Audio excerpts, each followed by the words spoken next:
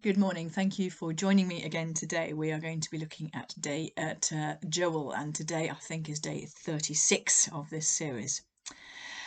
So Joel, we're well into the minor prophets now. We don't know too much about Joel the prophet. His name means the Lord is God. This is called a theophoric name. In other words, it's a name that bears the name. It's a personal name that bears the name of God. And lots and lots of the characters in the Old Testament have theophoric names. Elijah and Elisha, for example. Anyway, so Joel's one of those. What do we know about him? We're really drawing conclusions from his words rather than being told much about him. He is a man of the people. He seems to be interested in the suffering of all sorts of people in society. So he's not elitist, and that might suggest that he comes from a kind of lower stratum of the social order. But we're just kind of guessing, really. Now, the dating of the book is always important, but also quite tricky to work this one out as well. One thing to remember, I think I may have said it before, but if I haven't, I need to say it very clearly, is that the minor prophets are not ordered chronologically. So, for example, tomorrow we're going to do Amos, and Amos is almost certainly the first of any of the prophetic writings that we have.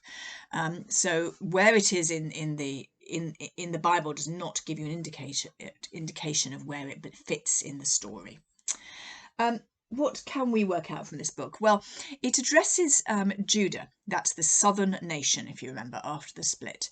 And it sounds as if the northern nation, the nation of Israel, has already gone into exile. So we're guessing that it's after the Assyrians have deported Israel, but before the Babylonians deport Judah.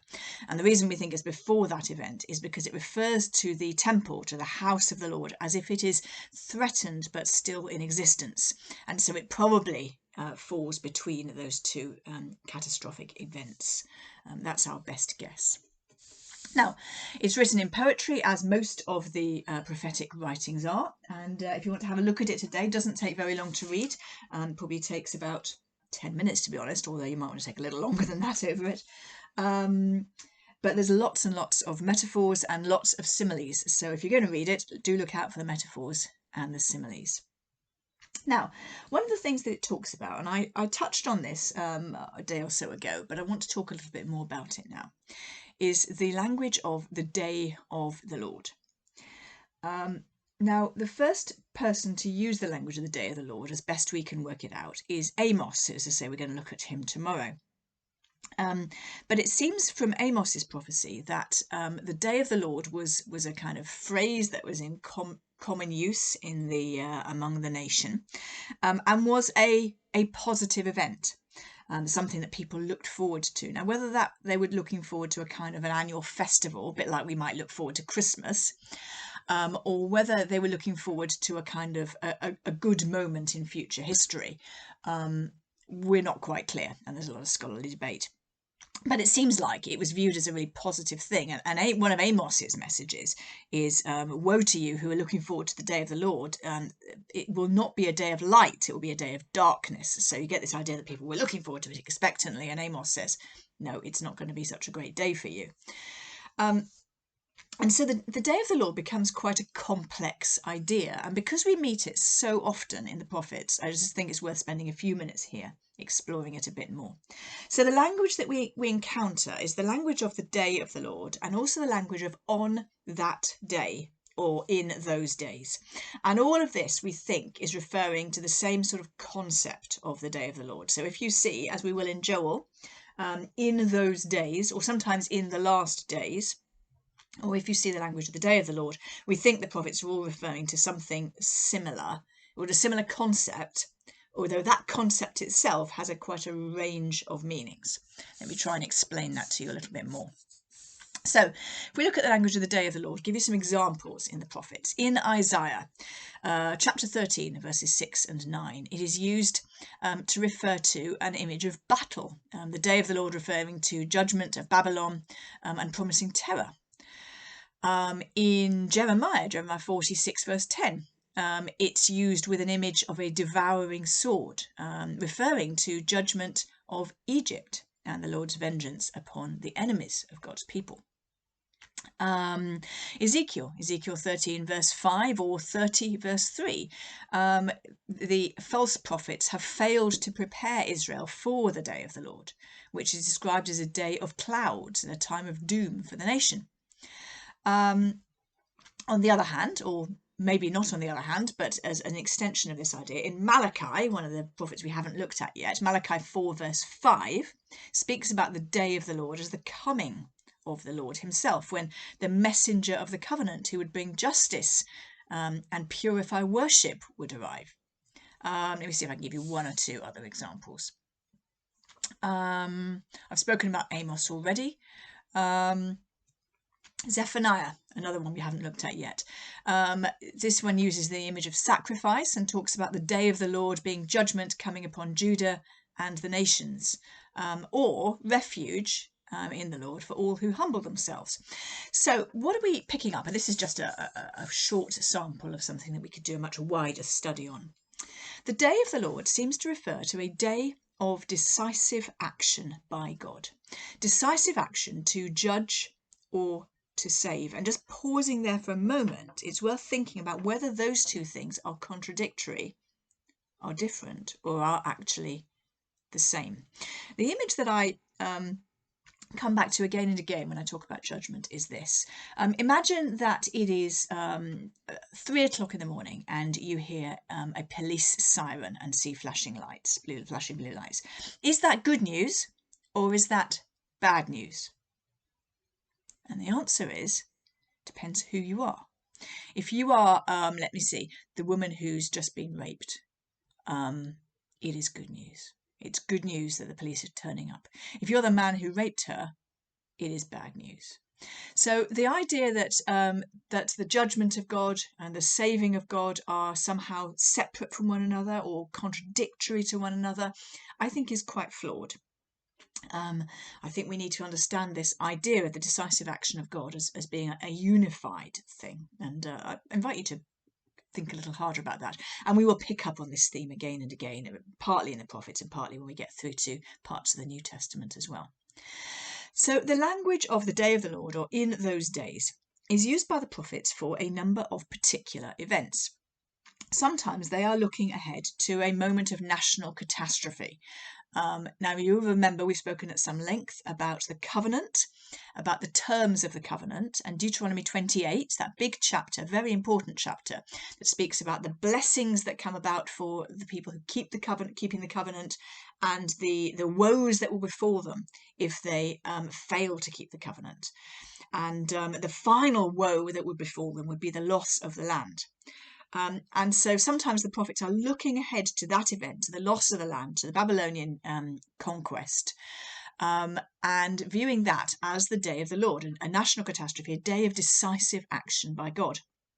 Sometimes they're using this language to describe catastrophe falling upon enemy nations, so God's judgment falling upon enemy nations, and therefore vindication for God's own people. Sometimes they are describing an event that sounds very much like a leaning forward to the coming of Jesus Christ, the cross and the resurrection. And sometimes they are describing events that we would probably say have not yet, they're sort of leaning forward, anticipating events that have not yet happened. Now, how can it be that they can talk about this same language for a number of different events in history? Well, I want you to imagine a mountain range, and right now I would just love to be in Scotland, looking at the mountain. I'm going to be climbing for today. I love hill walking. So imagine that you and I were standing in Scotland, and we're looking at one of the big mountain ranges. And we look at them and we can see, 3 or 4 mountains kind of all behind one another like this, how mountain ranges are. And we say to each other, we'll climb, we can climb all 4 of those, I think, before tea.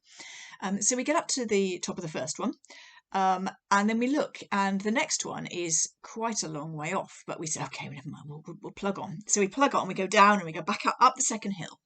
We get to the top of the second hill, the second mountain, and my word, the third one is 20 miles away or something. And what we thought were mountains that were right on top of one another, as it were, right, directly behind one another, are actually really spaced out. But from where we started, they all looked as if they were very close to one another. I think this idea of these various days of the Lord can sometimes be explained using this idea. It's called prophetic shortening. So from the point of view of the prophets looking ahead in history, the exile, the Babylonian exile, the coming of Jesus, the second coming, the final judgment, they're all future events and they kind of flatten in his view. For us, in history, we are over the first two of those mountains. So we have gone past the Babylonian exile. We've gone past the life, death and resurrection of Jesus Christ. But we have not yet gone to the third mountain, if you like, which is the final judgment of the second coming. But for the prophet, those events all look as if they are very close to one another and kind of on the same canvas. Hope that makes a little bit of sense. And even in Joel itself, we are getting a number of uses of the language of Day of the Lord, which do not seem to all be referring to the same event. So, for example, we get some that make the Day of the Lord sound very scary. Chapter 1, verse 15. Alas for that day, for the day of the Lord is near. It will come like destruction from the Almighty. Chapter 2, verse 1. Blow the trumpet in Zion, sound the alarm on my holy hill. Let all who live in the land tremble. For the day of the Lord is coming, it is close at hand, a day of darkness and gloom, a day of clouds and blackness. And chapter 3, verse 14. Back to 13. Swing the sickle, for the harvest is ripe. Trample the grapes, for the wine press is full. For the day of the Lord is near in the valley of decision. So these are descriptions that make the day of the Lord sound like an alarming an event, one that is threatened. But they're also places where the day of the Lord sounds really positive. And here Joel is using the language of in those days. 2:29. In a passage we're going to come back to in just a minute. And afterwards, says Joel, I will pour out my spirit on all people. Your sons and daughters will prophesy. Your young men will dream dreams. Even on my servants, both men and women, I will pour out my spirit in those days. Chapter 3, verse 1. In those days and at that time when I restore the fortunes of Judah and of Jerusalem. And chapter 3, verse 18, a really beautiful little few verses. In that day the mountains will drip with new wine, and the hills will flow with milk. All the ravines of Judah will run with water. A fountain will flow out of the Lord's house and will water the valley of acacias. So in that day, in those days, the day of the Lord, sometimes scary, sometimes positive. Now, so we need to also notice the end of the world language that Joel is using in that passage that I quoted just a moment ago. So Joel 2, verses 30 to 31. I will show wonders in the heavens and on the earth, blood and fire and billows of smoke. The sun will be turned to darkness and the moon to blood before the coming of the great and dreadful day of the Lord, and everyone who calls on the name of the Lord will be saved. Now, this language of wonders in the heavens, of fire and blood and billows of smoke and the sun being turned to darkness and the moon to blood, this is well established imagery for the end of the world. And we are not to take this literally, and we are not to take it as referring to a single event. And I think here the best way to explain this is to think back to what I've been saying about creation and new creation. Do you remember we talked about how creation is God's thing. Creation is the thing God does, and kind of decreation happens, and then God does creation again. We saw that back in Genesis with the flood being a new creation event. And I think at that point I spoke a little bit about how the Exodus was a new creation event when the people come through the waters and Pharaoh is consigned to chaos, which is a decreation, recreation thing. And I think I said at that point, this idea of God kind of recreating is something that he does, and is something that we kind of keep getting this image being used. Well, this is kind of the the inverse of that image. This is the image of the end of the world, and it's not necessarily, or certainly not exclusively, talking about what we might view as the end of the world, when the final judgment, when Jesus comes again and establishes the new heavens and the new earth. Now, it may be leaning towards that, and that may be one of the meanings that is referenced here, but it's not the only one. So to give you a clue about that, if you read the gospel accounts of the death of Jesus Christ, then we get quite a lot of end of the world language. If you look at Mark 13, then the destruction of the temple and end of the world language and the crucifixion are all kind of brought together and discussed together in that moment. The descriptions of the crucifixion itself talk about the sun being darkened and the earth quaking and bodies being exhumed from graves. This is end of the world language. So this is a rich metaphor which is explaining something about what is happening at the cross. But when in this moment of God's decisive action, it is like the end of the world, and then a new world emerges. And that most especially happens at the cross and then the resurrection. And the Gospel of John makes an emphasis of the fact that the resurrection day was the first day of the week, and it was a man in a garden, and it uses new creation imagery. So that idea of the end of the world and the beginning of the world at the cross and the beginning of the world with the new creation is a very important one in the Gospels, and I'm very much preempting myself by talking about it when we're talking about Joel. But I want to show you this theme, which we will encounter a number of places, and we see it here in Joel. Now, Joel is writing in a time of natural catastrophe, and he talks a lot about locusts. And I'm guessing that almost everybody watching this is living in the industrialised West. And we are quite detached from agriculture, at least in our minds we are, although of course we're deeply dependent upon it in actual fact. But for people who are very connected with the soil and who are seeing their living on a day-by-day basis, really depending upon the flourishing of crops, the coming of rains and so on, then the arrival of a plague of locusts is utterly catastrophic, because they just strip everything. They strip the entire landscape, and there is nothing green left, and there is nothing to eat, and there is nothing to sow, and a huge catastrophe. And Joel is writing in this time of natural catastrophe, as best we can kind of work out. We're trying to sort of work out what's metaphor and what's an actual reality for him at the time of writing.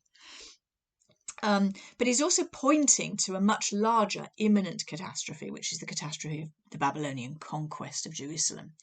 And he's urging the people to turn back to God, not simply with ritual, but with their hearts. So chapter 2, verse 12, "Even now declares the Lord, return to me with all your heart, with fasting and weeping and mourning. Tear your hearts and not your garments." If you lament, if you grieve in the ancient world or grieve over your sin, then you tear your garments. And Joel says, tear your hearts and not your garments.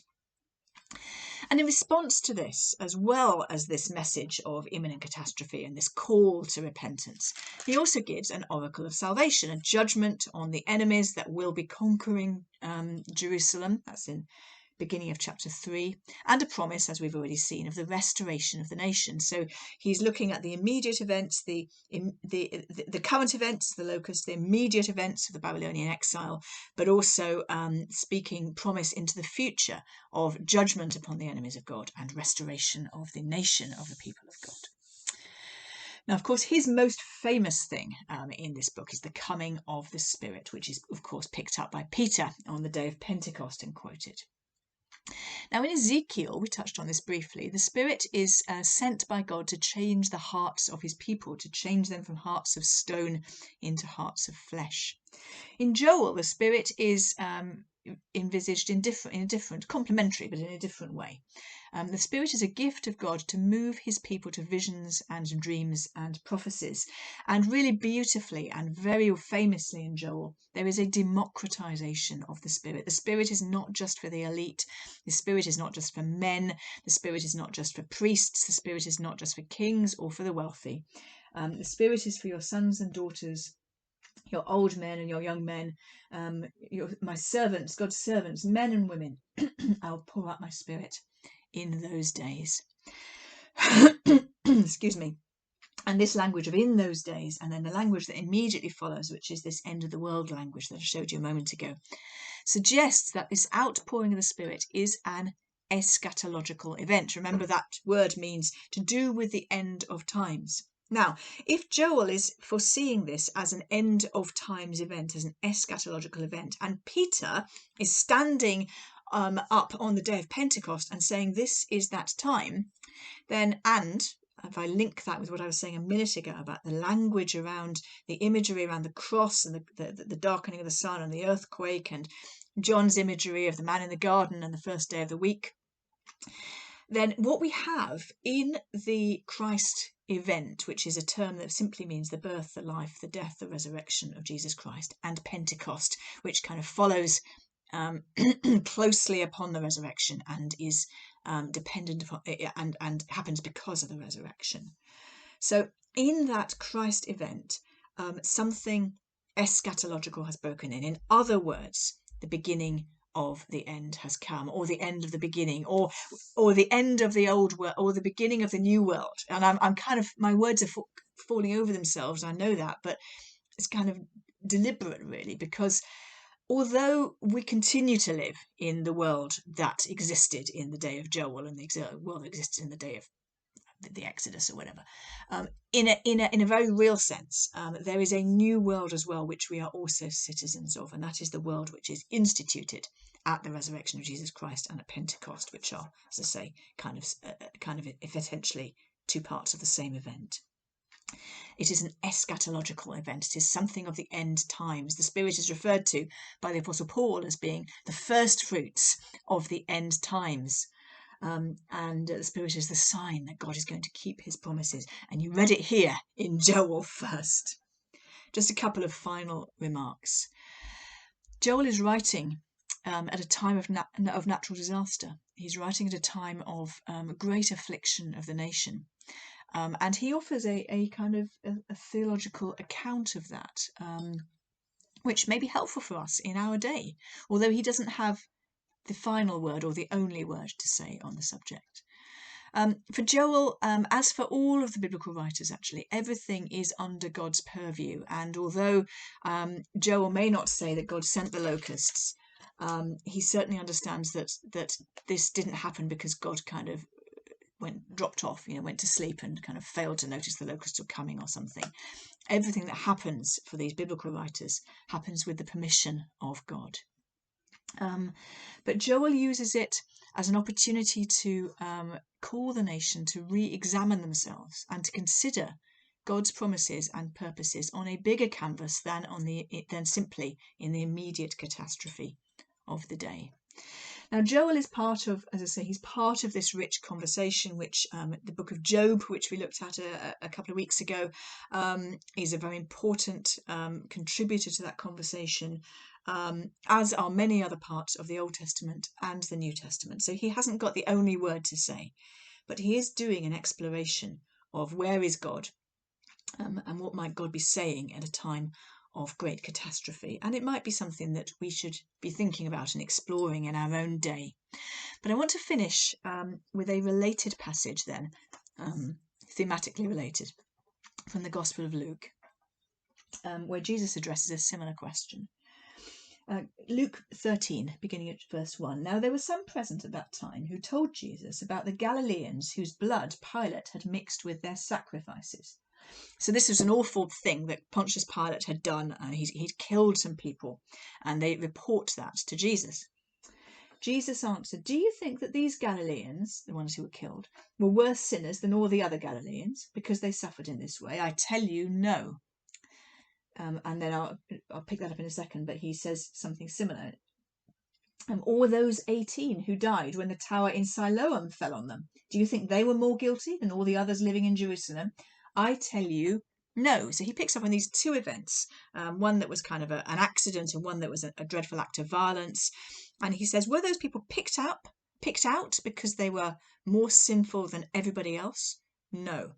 So Jesus very clearly disassociates that catastrophe from the judgment of God and says these people were not under the judgment of God when they were not. This thing did not happen to them because they were under the judgment of God. But he also says something else in that same section about the Galileans. He says, I tell you no, but unless you repent, you too will all perish. And then about this thing in Jerusalem when the tower collapsed. I tell you no, but unless you repent, you too will all perish. So Jesus does two things here which we need to notice. One is that he disconnects the events of a natural catastrophe or the disaster, the accident, or the act of violence. He disconnects that from the judgment of God, but at the same time he warns about the reality of judgment, which the prophets speak about a lot, but Jesus speaks about judgment as well. But you remember what I said just a moment ago, we need to hear this language of judgment being good news as well as bad news. And this is a theme that we'll pick up further in weeks to come and days to come. Thank you for having a look at Joel with me. Tomorrow we will be looking at Amos.